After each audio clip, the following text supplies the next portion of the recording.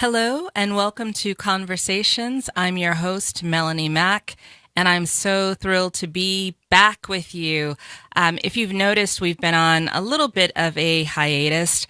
I've had some guests who unfortunately have been directly impacted with the hurricanes that we've been experiencing, from Hurricane Harvey, Irma, with everything that's going on in Puerto Rico. And so I just want to continue to send our prayers out to them as they are dealing with urgent family matters, and hoping to get them rescheduled soon.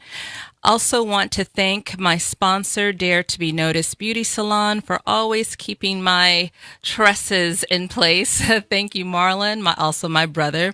I appreciate you and all of the Dare to Be Noticed team. Also wanted to talk about the Black Cooperative Investment Fund, BCIF Fund. BCIFund.org. BCIF has awarded its first microloan to CHNO Brands for $15,000. And I'm just so thrilled for the founder, Megan, and the vision that they have for their company. I know that they're going to be uber successful, so really rooting for them. So in studio today, I am so thrilled because I am obsessed with this woman. Her name is Desiree Dubois, and she is such a phenomenal entrepreneur. She has, if you can believe it, has never worked for anyone. And she'll talk a little bit about that. I wish I could say that is true for me, but it's not, you know. I've had to work in different situations at times, but she has never worked for anyone, and she's built these incredible businesses. She's going to talk about how she's built the businesses that she owns, and her latest venture, which is HomWork, HomWork.com. That's home without the E, HOMWORK. Live where you work, work where you live. Can't wait to get into that. So welcome, Desiree. Hello, young lady. How are you doing? I'm well. How are you? I'm so excited to be here and to see you. I'm so happy that you're here. I miss you. I'm so happy that you're here. So, I want to talk about, you've been an entrepreneur since you were 12. 12, yes. Right? Yes, many years. Share that story about the chocolate candy. It's one of my favorites. Well, sometimes people ask, what businesses did you start at 12 years old? Right. And so the first one was, I was taking dance lessons from the local dance school. And at the local playground, Tuscan Playground, they had a community center. And I started teaching dance lessons to the little children at the playground. So really, it was just a glorified babysitting service. But, I would go to class in the morning, and then I would teach in the afternoon. And when we were prepared for our recital, then I had our girls prepared for our recital. And they sold tickets to their family and friends. And the day of, my sister was collecting the tickets. My brother was handling the records in the back, the music in the back. And we were just having a great time until management came. They had gotten a report that we were over occupancy, and they wanted to shut us down. But, those mothers are not going to let you shut down their door. Right. So they let us finish the show. But then after that, I was not able to continue the program. So, but at 12 years old, I had no idea what occupancy even was. I didn't know that there was a sign on the door that said, so many people. So that was my first experience. But everything that I've done, there was a lesson learned from it. And the lesson I learned from that is that many times I see people wait for certifications or accreditations or wait before they actually be able to generate income from what they're doing. Whereas there's always somebody that don't know what you know. So we'll start wherever you are, find someone who is not that far, and then be able to work it from there. So whatever program you have, you're able to do that. So my second venture was in high school. And in high school, you know how we sell the world's famous chocolate bars, those almond chocolate bars? Absolutely. We've all done that. If I never see another chocolate bar, it will be too soon. I ate my share for sure. But, one day as I was eating my share, I realized that there was 12 pieces to the bar, the little chunks, there's 12 pieces. So I started selling them in the playground for 10 cents a piece. So the bar was Who does that, Desiree? Somebody who wants to buy more inventory, wants to buy more bars. So I figured if I sold it for $1, I still got 2 pieces or 20 cents. But before you know it, as soon as recess hit, the kids would run to me, in the schoolyard, and I'd be like showing the same bars that the piece of the bar that they have in their backpacks. But they couldn't afford that $1, but they could afford that 10 cents, sometimes 1 time, 2 times, 3 times, 4 times over. And so at the end of the campaign, not only did I win the prize for selling the most candy bars, which was, I think, a transmission radio at those days, which was a big deal, but also I made 20 cents on the bar. So it was profits and very profitable. And so the moral of that story is the lessons learned is, again, sometimes we have packages or programs or services that maybe you can break it off. Maybe it's difficult selling it in one big piece, but you can sell it off in smaller pieces, and obviously you make more when you sell it off in smaller pieces. Right. So just being able to get that sales and get that cash flow. So wherever you are in your business, take that into consideration. So, if there are parents listening, please pass this on to your children when, that time of the year, which inevitably comes around and they have to sell these chocolate bars. Think about breaking it off into pieces. Make a profit. I don't think they give you 12 pieces anymore. You're lucky if you probably get 6. And it's just solid bars, I think. Right, yeah. So you're going to have to do something different. But anyway, this concept is there. Yes. And actually, my kids tried that at their school. And we actually used to go buy candy, and they would sell it at school until the community stopped it. Oh, my nephew did that. Yeah. So I wouldn't advise anyone to do it now, but figure out a way to be able to monetize whatever you're doing. And then when I got in college at USC, the first place I lived was in the Marina Del Rey. Okay. Nice on Bora Way. Nice to see the boats and see the men go on the boats from Fridays, have a great time, and then leave. And the last thing they wanted to do was clean up. So I thought, well, what about a Marina Mermaid service? So we put an ad in the Argonaut, the local newspaper. Yes. And I reached out to the girls in school and said, hey, in between your classes, you could come down, clean a couple boats. They would come to my apartment. We got little blue buckets with all the supplies on it. Had little blue T-shirts, had Marina Mermaid, M-A-I-D. So it was just really, really cute. And we charged like $35 at that time. So they got 15, I got 15. It was $5 towards supplies. And so we were rocking and rolling for a long time until one young lady was smoking on the boat and caught the cushion on fire. And it wasn't really serious, but it was serious enough for the owner to say, do you have insurance? I'm like, no, we didn't have insurance. Okay. And he said that we needed to get insurance. And if we need to get insurance, and he would not report us as long as we got it. But when I looked into that, here's like an 18-year-old going to college with these multi-million-dollar boats, and it was just cost prohibitive. It just took away that little profit that we had in there. So I always think I'm going to go back to that, but we just kept moving on. But I don't see any other Marina Mermaid services around. I haven't seen done. My college students wearing cute T-shirts. Yes. And the men actually start keeping the boats cleaner and cleaner, coming a little earlier, catching the girls in, while they were doing it. But it was just really fun. It was good. It was a good business. So it just kept going from there.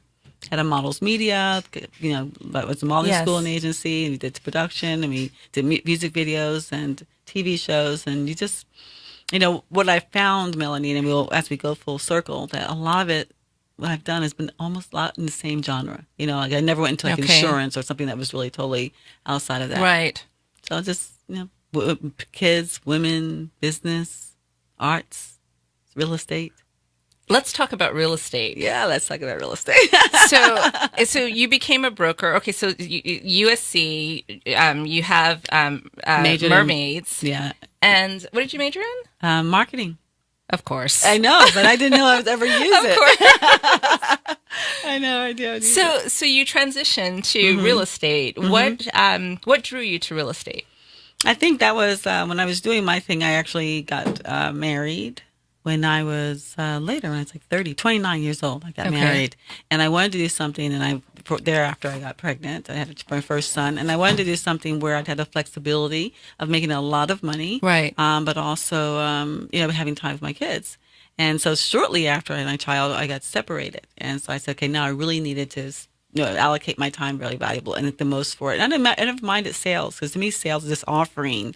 I think it's a big message for people to hear. Sales is really just offering somebody something that you have or know about. Absolutely. It's an invitation. Exactly. When you think of it, anything else than that, then it gets creepy and weird. But if it's like, I would offer you, a pair of shoes, or you'd offer me that bracelet if you were kind enough to do so.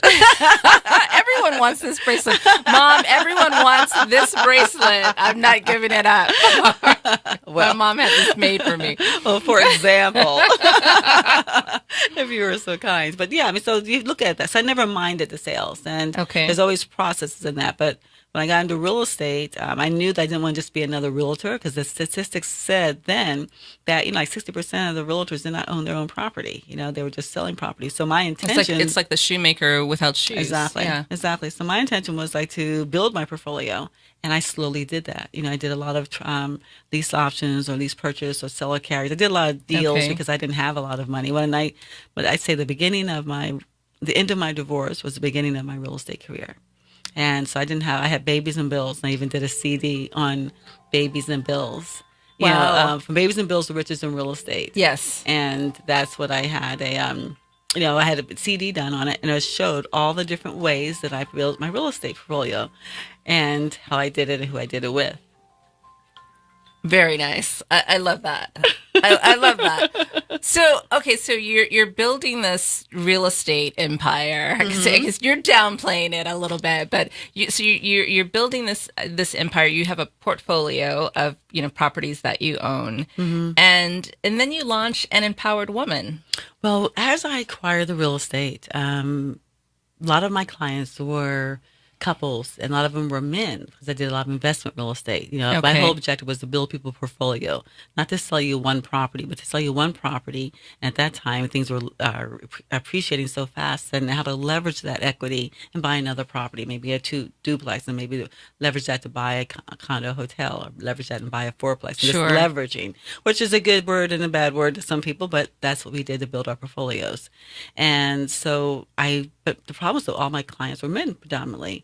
And I wanted women to do it because they had the money, and a lot of them had the income, they had the credit. A lot of them were receiving these alimonies or these settlements, and they were just blowing it. They weren't investing it. Oh, wow. So I started inviting them. I said, well, I'll invite them into my house, and I'll make brunch because I like entertaining. And they can come over, and they see what I did. So I was a divorced, single woman at that time with 2 children. So if I could do it, they could do it. Right. And so we had this great lunch, and they came over, and I had someone speak about motivation with me. And we found out that a lot of them needed that motivation. So we said, okay, let's do it again the next month. And we had someone else speaking on like maybe being unstoppable. Cynthia Kersey speaking on being unstoppable. Yes. And, a lot of women resonate with that. So we said, let's do it again. So 8 months later, in my home, goodness. when it was like people were so packed, they had to bring their own folding chairs. They were bringing pillows to sit on. I mean, they were just like, because it was free at that time. I said, okay, this has to decide what we're going to do with this. Either I couldn't continue cooking for that many people, so I had to have it catered. And if I had it catered, then I wanted to have a charge. And if I had a charge, I had to have a bank account. I have a bank account, I had to have a name. So I said, well, ladies, what should we name this? And went through all kinds of names. With a lot of ladies said, I feel so empowered when I leave here. Or I feel like an empowered woman. And that's what it is. I say, we're going to call it an Empowered Woman. And we're going to take it to a larger facility, which is the Mountain Gate Country Club at that time. Yes. And see what we could do.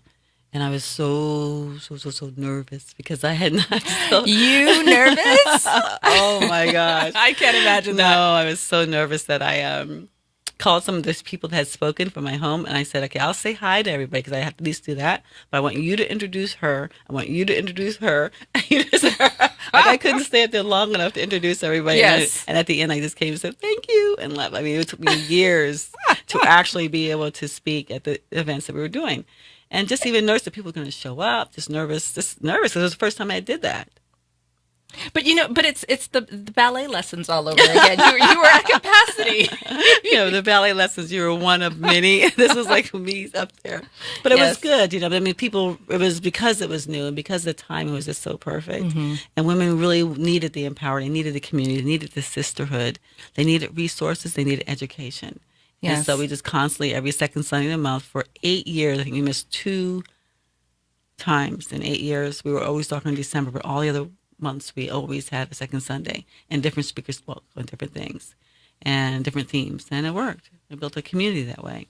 That's incredible. I just want to go back for a moment because you mentioned that when you launched an Empowered Woman, you were cooking for your guests. You were cooking for the women, and I just have to share with the audience that I made this long trek to spend some time. It was so long, but I made this trek to visit with Desiree not too long ago, and when I got there, she could see that I was a little flustered because I had just been on the road for, I don't know, it was like 2.5 hours. And so she said, Melanie, are you hungry? And I said, sure. And so we're in this gorgeous kitchen and she cooks a full meal for me. I thought she was just going to grab, like a bag of chips or, just something, so that we could get started. And she made salmon, and I think it was couscous, and it was arugula. It was amazing. And there were, grape tomatoes, and it was just wonderful. So she's an incredible cook. And so I know that the ladies that were attending were loving that. And really, truly, it's because of you that I've been eating healthier, because you kind of called me out on that. You said, well, what are you eating? When I said, do you eat like this all the time? And you said, yes. Like, what the hell are you eating? Who's not eating like this? So yeah, and it makes a difference. I feel so much better. So anyway, I don't want to get off track, but you're the reason that, I've come down some sizes. Good, and you look good. I see trying it. to get to where you are. I see that chisel. I see that muscle. I see it coming through, screaming at us. So listen, so now you have created something that, once again, I just think it's so brilliant. It's called HomWork, and it's homwork.com. For those of you listening, if you want to go to the website, it's HomWork without the E.com. And it's live where you work where you live. And anywhere in the world. Anywhere in the world. Anywhere in the world. And, one of the things that I love about it is that if you're familiar with the Airbnb business model, or WeWork, with the co-sharing workspaces, or co-sharing rentals that you can reside in as you're traveling versus staying in a hotel. This is the perfect marriage of that. So Desiree, speak a little bit about that. Like, how did this come to be? I mean, was it a divine download? How did you come up with this? Well, after the real estate turn, things changed a lot for our business. Our ladies, because they were witnessing foreclosures and disruption of their economic status, and sure. I was too. I lost a lot of properties. and lost hotels and a lot of interest in real estate, and so the business changed. And I knew that it was time for us to pivot. How could I? What was my next act? How could I make this bigger? Because still, when you do the numbers every so often in your life, especially your business life, you look at what your capability is to what you're able to bring in for revenue, yes. and what your bandwidth is. And I realized that, I do the numbers all the time. I wasn't able to really do or rebuild my real estate portfolio at the pace we were doing now with only an empowered woman. Okay. So I was looking and searching and testing, and I was living in Palm Desert at the time in a condo. I had moved out of my home. I became an empty nester. Then I moved back into Orange County. I said, I need to be back into the city. Okay. And for temporarily while I was looking, I rented a home with three other adults. So there's four of us in this beautiful home, which, basketball courts and putting greens and yes. theater and barbecue and spa and just all of this. And it was nice because I didn't have to worry about that big mortgage and that maintenance of the house right then and there. So whenever I sure. go to look at places, I thought, okay, cute little condos or townhouses. It's like, well, I really don't want to be here by myself. I enjoy being around people. I enjoy having the lights on when I come home. I enjoy cooking for more than one person because we automatically cook better for more than, usually many of us will cook better for more than yes. just one person. We just don't put the same effort into it. And it was just, I was used to people being around. I didn't realize how I missed the movement in a house. Now, when you're young, like when you're at home, you have young ones, the one thing you do want in life is less movement. Like, just don't move. Like, we still, like, all that moving. Yes. Two boys. I spent many years like, I get to stop this movement. The only people that get that are parents. Okay. Specifically mothers of boys. Yes. Because that romping, and they can be doing nothing, but they just still make movement. And they just break out into a wrestle, or, they're wrestling. And, exactly. Yeah, it's just distraction. And so for years, I wish there was like no movement. Then when I got that no movement, I was like, oh, I missed the movement. Yes. I missed the energy, the voices, the smell of coffee, other people talking, just things going on. I think most people do realize that because we're just, as humans, we're not meant to be alone. I agree. We're not meant to be alone. So it was when I got to that house, I realized it. And it was a perfect house for meetings and for conferences, but it was more of a family setup. And I thought, well, this would be perfect if it was for business and that we were all in alignment and agreement that we would convert the dining room would be available for conference room as a conference room, or the living room would Nice. be able to be a meeting room. And we have a little business center there with our fax machine and copy machines and just those necessities, and being able to, just being able to be with other women too. I'd rather be with, instead of the men. It's just nice to be able to walk around in your pajamas and not worry about that. So Right. that's how I came. I said, and I've always wanted to work from home. My room itself was beautiful. I had my bed space and my sitting space and my office space. If I could just have that in a home with a couple other women, that would be perfect. And that's where homework came. I say, live where you work where you live, anywhere in the world. And we want to be able to travel. Like, I want to be able to have a Yes. place in Vegas or Miami or New York or Bali or anywhere. Right. And as you get to a certain age, you don't want to be, you want the freedom and the flexibility, but you just don't want the mortgages and the maintenance. If I was to try to maintain $1 million homes all over the world, that would be pretty extensive, and it wouldn't be as much fun. Yeah, I agree with that. And, I think too, we're businesswomen and we have to travel, and there are safety issues. I can remember sparring with someone when I was taking Krav Maga many years ago, and there was a woman who frequently engaged in international travel for her company. And on one of her business trips, she was raped. And, it was terrible. And so I think about, and of course, we would get in. I was going through my divorce, so we would just beat the hell out of each other, because we had like so much rage. And, just kind of hug it out at the end. But I think it's so important to have a safe space, because these people that are in the homes that you've created, the people have been vetted. Yes. There's a background check, correct? Yes, And yes. and there are other women, and you're Yes. not alone in a hotel room. Yes, yeah. So to that, exactly. I think even this like last couple weeks ago, my girlfriend's daughter found a prowler in her house at 1 o'clock in Oh the my morning, and gosh. just things like that. So it's not, you're in a big house, you don't want to be there alone for the most part, and so it's nice to have other people there. But the people that are there, they are there's a process. There's an interview process, and then they have an interview with the other ladies in the house. And yes, they do have a background check, and they have been vetted, and so that that's just additional level of security, Yes. not only for our homes, but we also are extending our portfolio to other people who have guest houses, casitas, or guest rooms, as Very long as it nice. has a private entrance.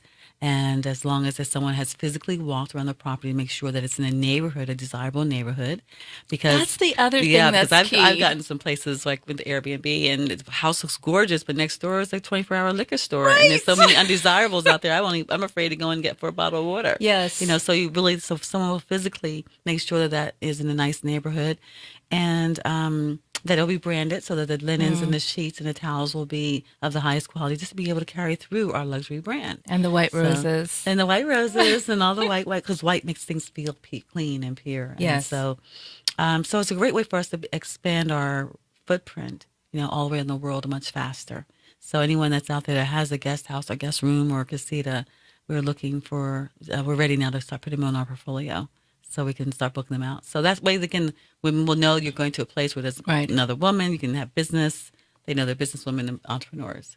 Now, what's the capacity for a luxury estate? How many women can be in one estate at one time? We're basing it. Our perfect model is like a 5-bedroom home, but to have 4 women. We have 2 anchor tenants, which are 2 people that say, "This is my home. I'm empty nester. This is my primary residence." Okay.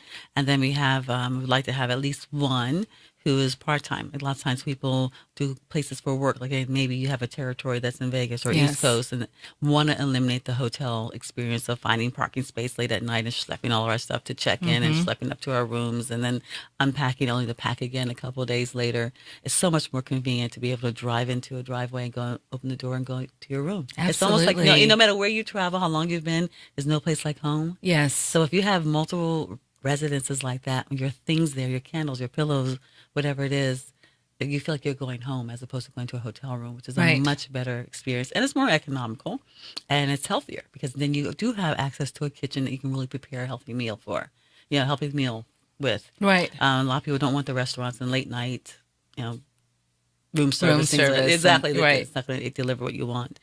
So the question was? Just the capacity. Yeah, the capacity. So capacity then- at so that's any 3. at any given time. And then we have 1 drop-in. One Okay. room is there for dropping you. You're there for a weekend. You're there for a graduation, a party, a conference. Okay. And you're there for under a week. So if we ideally be four. Now there's some houses we have. The one in Vegas, like a 6-bedroom. So five would be, it's a 6,000 square foot house. So five would actually be wonderfully comfortable. Yes. But then I was looking at some in Playa Vista today, and they're smaller, much smaller. So maybe it'll only be 3 people, 2 or 3 people. Okay. So it'll vary. Wonderful, wonderful. I mean, I just love the concept of this. Now, which phase of fundraising are you in for HomWork? Oh, we're still in those early stages. We're still in the friends and family funds Okay. raising. We're still in the first raise because we need to get our first house. And our goal was to get it by September. It looks like it's going to be more like October. Okay. But we definitely want to get that first property. And then once we get that first property, it'll be easier to get the other ones. We wanted to get 4 by the end of the year. So if we can really get the funds, then we can actually accomplish that goal. So Absolutely. We're looking for funding. And how much funding are you looking to raise? Ideally, we're looking to raise $2.3 million will give us a runway of about a year for 4 houses. And that is when the convertible notes convert to stock. But all we need for each prom is approximately 75 to 100,000. So some of them we're actually going to do a lease option or lease purchase just to be able to get into the doors, get the properties up, and then as we generate revenue, be able to convert them into or purchase them once we get more funds. So Yeah, I want to go back for a moment. Explain the convertible promissory note. Many people don't know what that means, and I had the pleasure of meeting the founder of I think it's Refinery 38. I hope that I'm not saying the company name wrong. And she talked about the same thing in fundraising. So just to the layperson. What's a convertible promissory note? What it is like a promissory note is like if you were to lend me $5,000, $10,000, I would give you a promissory note. It means I promise to pay you back. And I promise to pay you back at whatever percent interest. So ours is 8% interest at this time for this round. Okay. The more rounds you go, the less you pay because, the first rounds are the highest risk. And so for those early believers, early adapters, you give them more. That promissory note, so it's a promissory note. I promise to pay you back this money, this amount of interest. The difference is that this promissory note, when we reach a certain threshold, and every threshold, every business is going to be different, converts to stock. And that's the big advantage because then it converts to stock at a discount. Ours right now is 20% discount. And then again, as we go through the next rounds, it'll go to 10% and they'll go to 5%. So immediately when it converts to stock, you have 20% more. If you invested $100,000, now you have $120,000 worth of stock. Right. So that's the advantage of coming in early, but it's secured by that promissory note. So that note converts to stock. You have the option to opt out, but the whole objective is to be able to get in for the stock because that's where obviously the money will be made. Right, right. I believe that this is something that women can really get behind and just rally around you and support you in terms of raising the capital that's needed. And I know that, you can raise capital from men too. We're not, discounting the men. Absolutely. Men are welcome as well. No, they're But this is something that there are so many women in just all around the world that should be making donations, should be contributing to this. I think that's really important for a couple of reasons. One, the biggest reason, and this is something that's close to my heart, is when you hear of so many women that their careers are jeopardized because they are victims of sexual harassment. And there are some companies that we know of that have been in the news very recently in this co-sharing space. And so or in the entertainment industry, it doesn't matter what industry you are, is that when you have to make a decision of whether you're going to jeopardize your job or your integrity because of someone else's, I think that's brutal. That is brutal. And if nothing else, the only way we can really combat that is to build our own. And so I champion women to participate with this because if we build our own, that's one less thing to worry about because you will be promise that you will be accredited for your energies and for your knowledge, for your craft, for your skill, and nothing else. So I think if we want to overcome, if nothing else, we're going to overcome that problem, we have to start building our own, and we eliminate that. The second thing is that real estate. Real estate has always been every top person, every very, very wealthy person, I'm sure 99% of them have some stake in real estate. Absolutely. And long term, yes, you can do the fix and flips and all the good stuff, but long term, this is a great way to be able to invest in real estate. It has to be designed as a syndication. So what you bring in what you put in, what you invest in, it's a real estate investment. And not only will you get the return on the investment as it appreciates and as we transition properties, but you'll get appreciation, you'll get revenue from the membership. It's a membership-based organization. Everyone's a member. Okay. And you'll get additional revenue streams from our host properties. Remember, again, we have our host properties all over the world, and we just take a percentage of them. So that's additional income. So if you were to take $100,000 and put it in a property, it is what it is. But if you take $100,000 and put it in HomWork, then you have all those additional streams.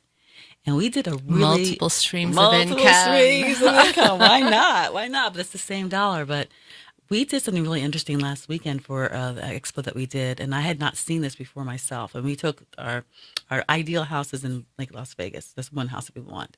And it was to say, we put two scenarios. One was if you took that house, a 6,000 square foot house, yes, and rented it to a family for about $6,200 a month, which is about approximately, right, $6,200 a month. The end of the year, you would probably be negative once you did the expenses, negative about $5,000, over $5,000. If you did a HomWork, that same house, and we rented out like those two anchor tenants for $3,200, that's $6,400 right there. If you had another two tenants that are part-time for $3,000, right, there's $12,400 right there. And we have that drop-in room. We did it at 50% of occupancy, so not even 100% occupancy. It was another $3,000. So we literally had about $9,000 profit. At the end of the year, it's $101,000 cash flow from the same house. If you did it solo one-on-one, it would be -5 plus. So the numbers work, the numbers work in that respect. So again, if they wanted to buy the same house, say, oh, I want to buy a house, I want to rent it out. You're doing it one way, or if you do it our way, you'll have that much more money. Right. So it's the numbers. It's the numbers. That's such an easy sell. I know. We need more. It's such an easy sell. I want people to get this. It's so important, and this is something fun. that it's exciting. Yes, as you said, women can really champion this and really support one another, so that we don't have to subject ourselves to the things that most women have endured in the workplace. Mm-hmm. And even if it's, even if you're working as an entrepreneur, if you're engaging in certain kinds of business or just certain personalities, right. Sometimes it can be a little seedy. Yeah, it can be compromising. Yes, and why? Like that, we have enough to worry about. Yes. We have enough to worry about. Can worry about hair and nails and weight, all that stuff. You can't worry about my that. lashes. So that's one less thing to answer. And I think the fact that again it's real estate, it solves the loneliness. It's good to be about people, good to be a part of a community all over the world. I mean, like now we are ready to really embrace. Years ago, our parents always told us don't get in a car with strangers, and don't put strangers in your car. And now we can't. The next car that drives up that has maybe a little symbol. There was one that my son jumped in one that didn't even have the symbol on. I said, wait a minute. It's like, oh yeah, it was the Uber. So yes. You just jump into a car with strangers, total strangers, and they put them in your car. Same thing with homes. Your parents says don't go in anyone's house and don't let anyone in your house. And now we're letting people that just goes anywhere in the world, just go on a website, boom, boom, boom, and show up in our house. So things have changed, and right. And it could be for a good way, but we just need that little extra, protection. And so that little extra. I agree. So you mentioned membership. Mm-hmm. Who's participating in the membership? Is it membership for the owners of the property or those that have invested in the property? It's membership for everybody. And again, that just makes sure that everyone's part of the community. And what the membership benefits include, again, we will have a background check on everybody. Because anyone that comes in that house, you just want to know, whether they're coming in for short term or long term. We just want to know. And then also they get to every second Sunday, we'll have our events in the homes and they'll be live streamed. So the members get a chance to present their products or programs or services live stream, which will be fun. Oh, what a wonderful value added. That is. Yes. That is, just to be able to promote it. And we have from our community of empowered women, we have hundreds of thousands of women worldwide. So you actually do have an audience there. And then we have a digital magazine called Let's Talk Success, which we will do an editorial. Which I love. We have to talk about that. Which we'll do an editorial on the ladies so they get that additional publicity. Yes. We also have 2 trips planned a year. One will be like a meet and greet on a cruise so we can all hang out and get to know each other. And the other will be a mission trip that we've been doing pretty much over the period of Empowered Woman, where we go and just give back. Women like to do that. We like to do it as a sisterhood together. So there are different types of membership. If you're a resident in the house, it's included.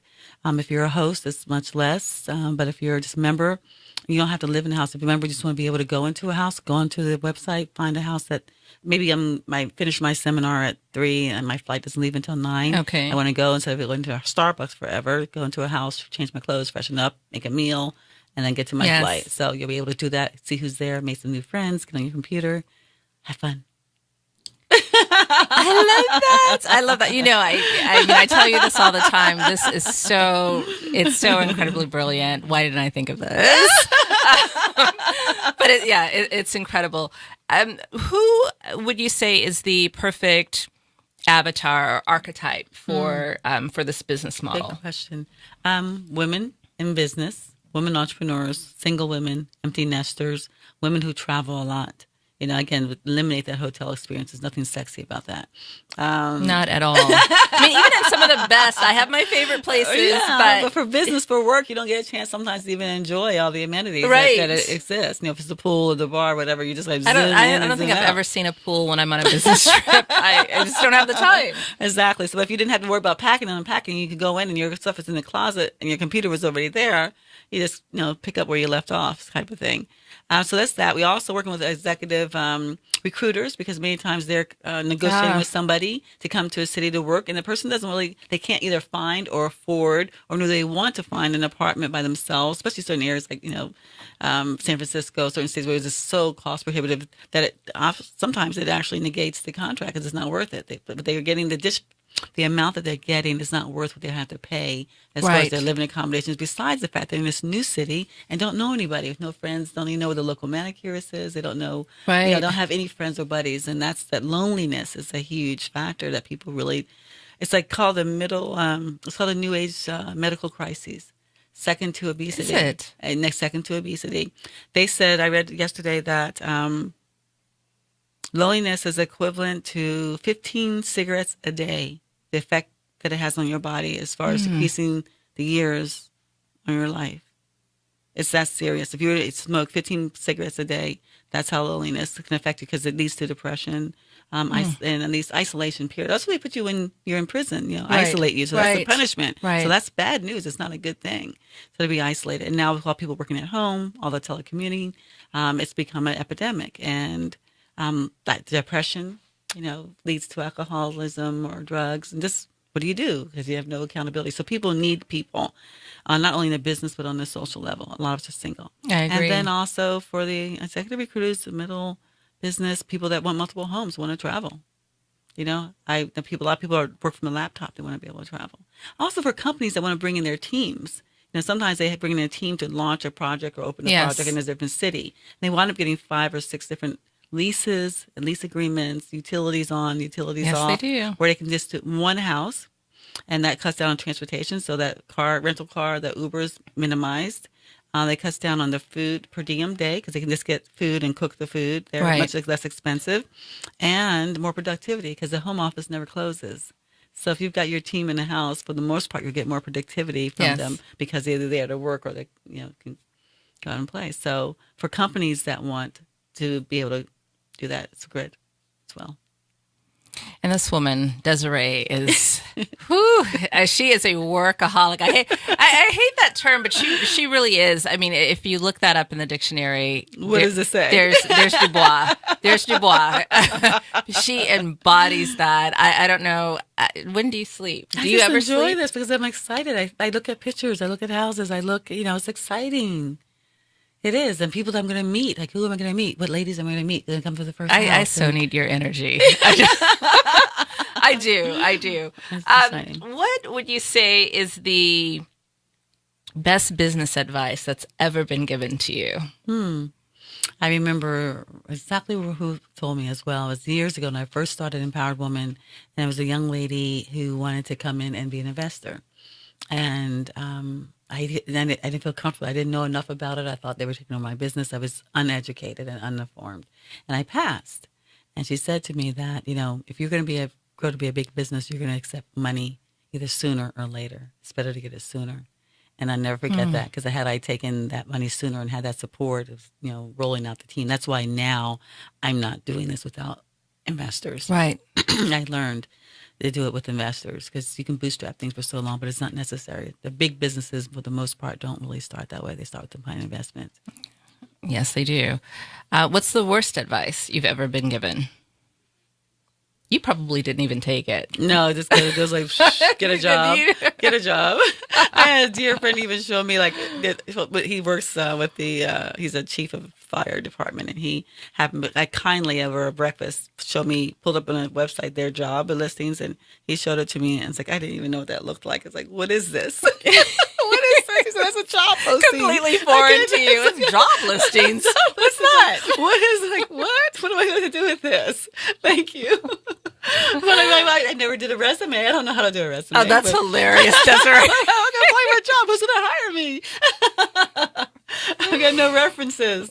Oh, well, you've only built these incredible businesses. Yeah. And no references. And the traditional. Yeah, you have a tribe.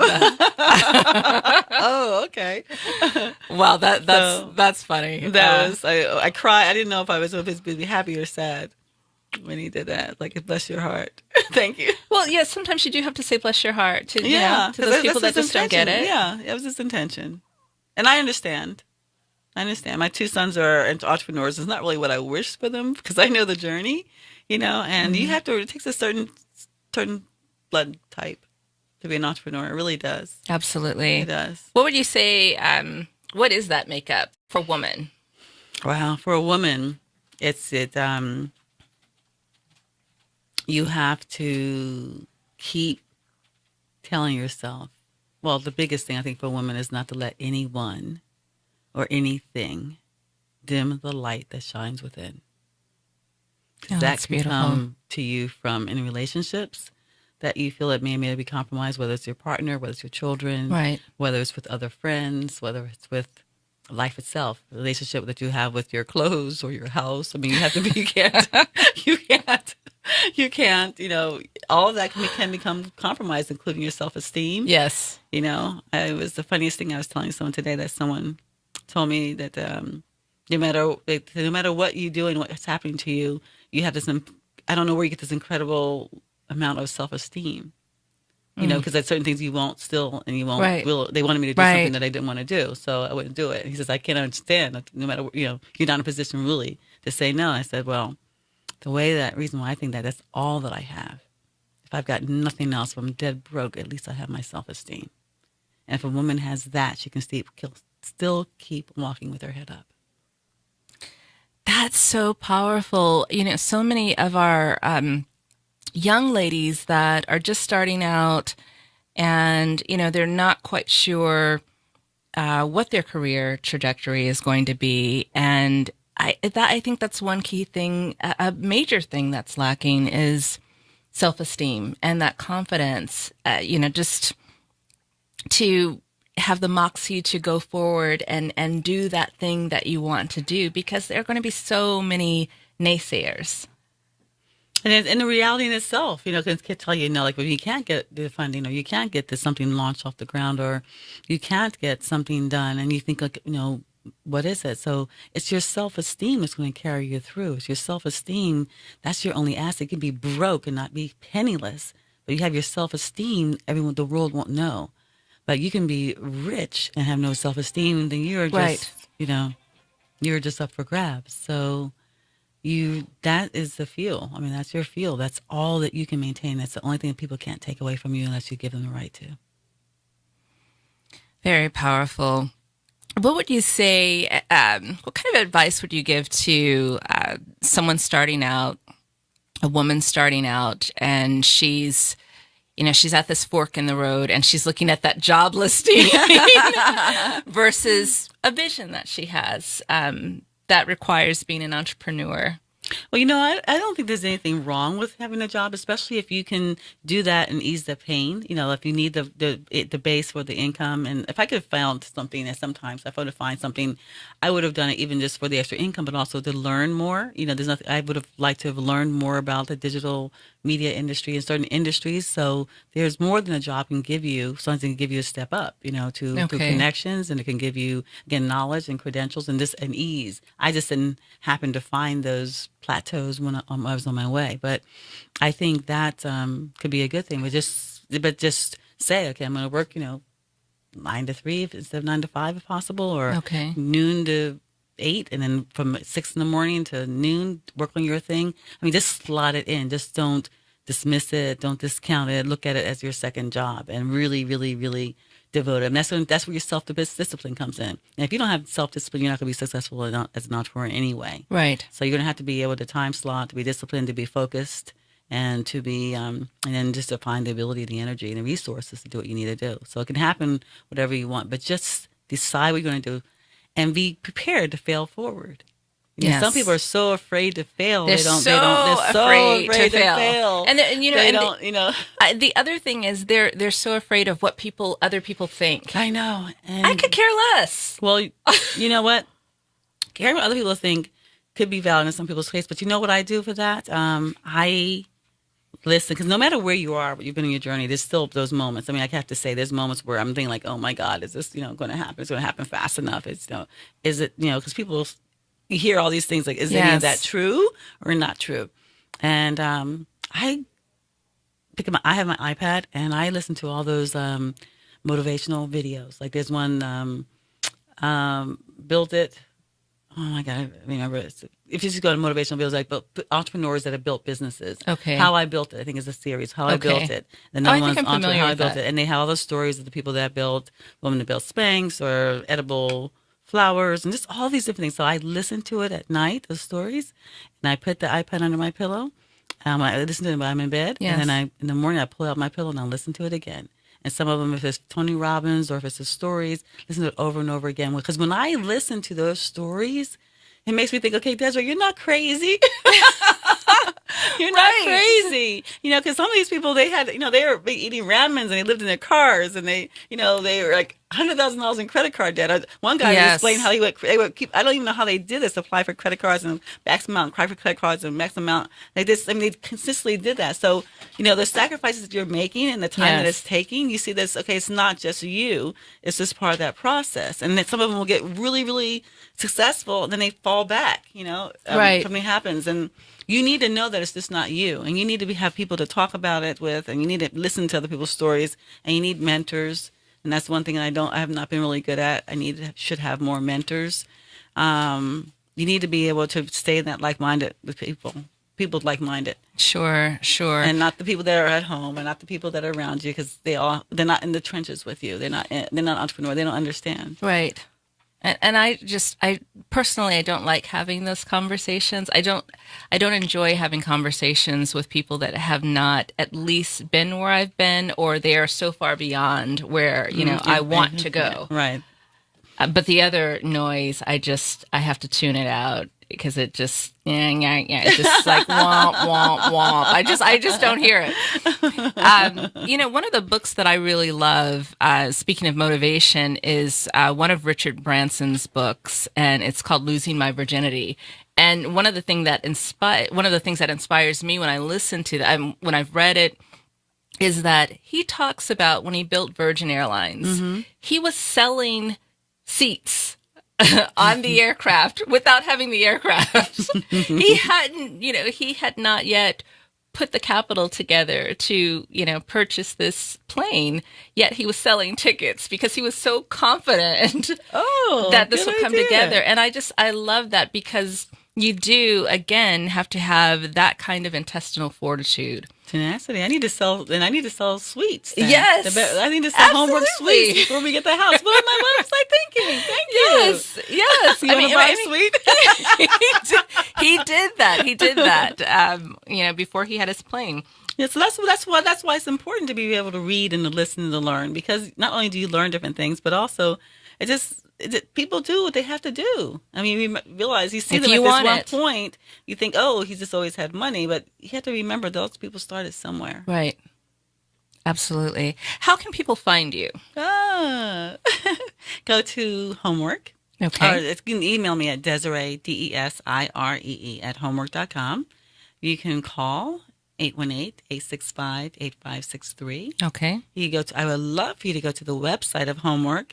And now we have a opportunity where you come on as a community member for free.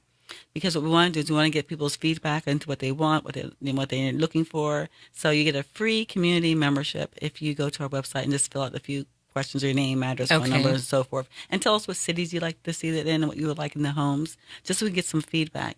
And that way you'll be the first to know when the first house is open. We have our open houses, when we have our events, because we're going to start giving a lot of events. We have one on October the 12th, actually. Oh, that's around the corner. Yes, yes. So if you opt in to go to HomWork, HomWork.com, there's no cost, there's no fees, there's no catch. Just sign up so we know who you are and we can make sure we keep you tuned to what's going on. Yes.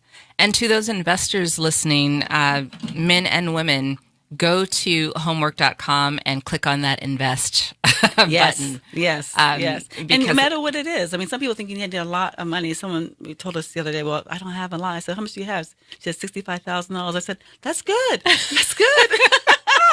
That's very good. Yes, it's all relative. Yeah, exactly. So whatever you have, at least talk to us about it. Right. This is a collective. I want everyone to be able to get an opportunity to, get us in on the ground floor. I mean, don't you wish you had stock in Uber and Airbnb? Oh my and gosh. so forth. No one ever presented that opportunity to you or to me. So I sure didn't get it. I didn't get the memo. So before we run out of time, too, I'm holding this up. I'm hoping that everyone can see it. It's Dreams Magazine. It's Los Angeles Luxury Lifestyles. And Desiree Dubois is featured on page 94. I have it. I didn't dog ear the page, but there she is, that gorgeous woman. Thank you. Gorgeous and smart. Brilliant. Check out this magazine. I think it's the June, July, August issue. Yeah. Mm-hmm. Check out this issue. Of course, I have my own copy because I know Desiree.